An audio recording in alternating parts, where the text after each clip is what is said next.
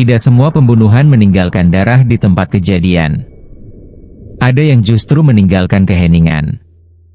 Dan dari semua kasus kriminal yang pernah saya dengar, ada satu yang tidak pernah masuk berita nasional, tidak pernah muncul di televisi, dan bahkan tidak tercatat resmi sebagai kasus pembunuhan.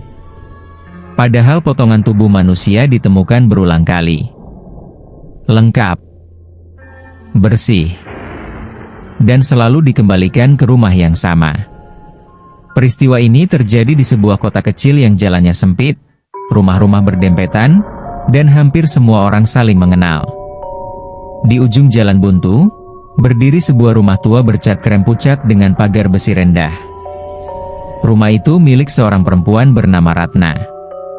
Ia tinggal sendiri sejak suaminya meninggal, dan dikenal sebagai orang yang pendiam, sopan, dan tidak pernah terlibat masalah apapun. Awalnya, warga hanya mencium bau aneh dari selokan di depan rumah Ratna. Bau itu tidak busuk menyengat, tetapi seperti bau besi basah bercampur tanah. Suatu pagi, seorang tukang sampah menemukan bungkusan plastik hitam di got.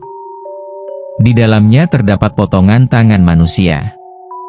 Bersih, rapi, seolah dipotong oleh seseorang yang tahu persis di mana harus memisahkan sendi. Tidak ada darah berceceran. Tidak ada tanda kekerasan di sekitar lokasi. Polisi datang, membawa potongan tangan itu ke rumah sakit. Hasilnya membuat semua orang terdiam. Potongan tangan itu milik seorang pria dewasa, dan berdasarkan sidik jari, pria itu masih hidup. Setidaknya, belum ada laporan orang hilang yang cocok. Potongan itu kemudian disimpan sebagai barang bukti, sementara warga diminta tetap tenang. 2 hari kemudian, bungkusan lain muncul. Kali ini di depan rumah Ratna. Diletakkan rapi di atas keset. Isinya adalah potongan kaki kiri. Tidak membusuk. Tidak berbau menyengat. Seolah baru dipisahkan beberapa jam sebelumnya. Yang membuat bulu kuduk berdiri adalah Ratna sendiri yang melapor ke polisi dengan suara gemetar, seakan ia adalah korban yang ketakutan. Polisi mulai mengawasi rumah itu. Tidak ditemukan tanda pembobolan. Tidak ada darah. Tidak ada ruang tersembunyi. Ratna hidup normal, memasak, menyapu, dan menyiram tanaman setiap pagi. Tetangganya bahkan bersaksi bahwa perempuan itu jarang keluar rumah, dan hampir tidak pernah menerima tamu. Seminggu kemudian, potongan tubuh lain kembali muncul. Kali ini bagian dada, dibungkus kain putih bersih, diletakkan di ruang tamu rumah Ratna. Tidak ada yang tahu bagaimana benda itu bisa masuk. Pintu terkunci. Jendela tertutup. Tidak ada sidik jari asing. Ratna pingsan saat polisi membuka bungkusan itu di hadapannya. Mulai saat itu, teror menyebar. Warga takut keluar malam. Anak-anak dilarang bermain di luar. Beberapa orang bersumpah melihat Ratna berdiri di jendela pada tengah malam, menatap jalan dengan ekspresi kosong, seolah sedang menunggu seseorang pulang. Polisi akhirnya menemukan fakta mengerikan. Semua potongan tubuh yang ditemukan berasal dari satu orang yang sama. Seorang pria bernama Arman. Namun Arman tidak pernah dilaporkan hilang.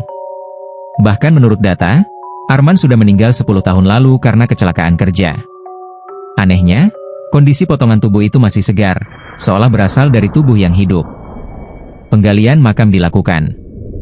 Peti mati Arman ditemukan kosong.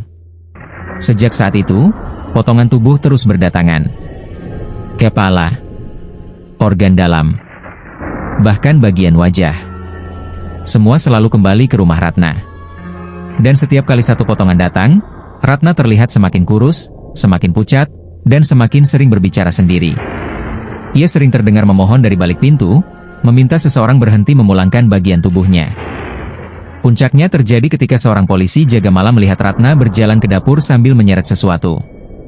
Dari jarak jauh, ia melihat Ratna berbicara pada sosok yang tidak terlihat, sambil berkata bahwa tubuh itu belum lengkap dan belum boleh dikubur lagi. Polisi menerobos masuk. Mereka menemukan Ratna berdiri di depan meja makan. Di atas meja, tersusun potongan tubuh manusia yang hampir lengkap. Namun tidak ada darah. Tidak ada bau busuk. Tubuh itu tampak seperti milik seseorang yang sedang dirakit kembali. Ratna akhirnya mengaku. Bertahun-tahun lalu, suaminya Arman tidak meninggal karena kecelakaan. Ia membunuhnya secara perlahan, memotong tubuhnya sedikit demi sedikit, dan menguburnya secara terpisah. Ia percaya selama tubuh Arman tidak utuh, roh suaminya tidak bisa meninggalkannya. Namun sesuatu berubah. Setiap potongan yang dulu ia kubur, satu persatu kembali ke rumahnya. Seolah Arman sedang menuntut tubuhnya dikembalikan.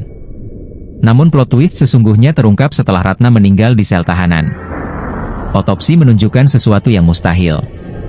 Di dalam tubuh Ratna, ditemukan bekas jahitan lama di organ dalamnya. Seolah sebagian tubuh yang dikembalikan bukan berasal dari Arman, melainkan dari Ratna sendiri. Dan laporan terakhir polisi menyebutkan satu hal yang tidak bisa dijelaskan. Meski seluruh potongan tubuh sudah dikuburkan ulang, setiap beberapa bulan sekali, selalu ditemukan bungkusan kecil di depan rumah kosong itu. Berisi satu bagian tubuh manusia. Tidak pernah lengkap. Tidak pernah membusuk. Dan selalu mengarah pada satu pesan yang sama. Tubuh yang pernah dipotong, tidak pernah benar-benar bisa disatukan kembali.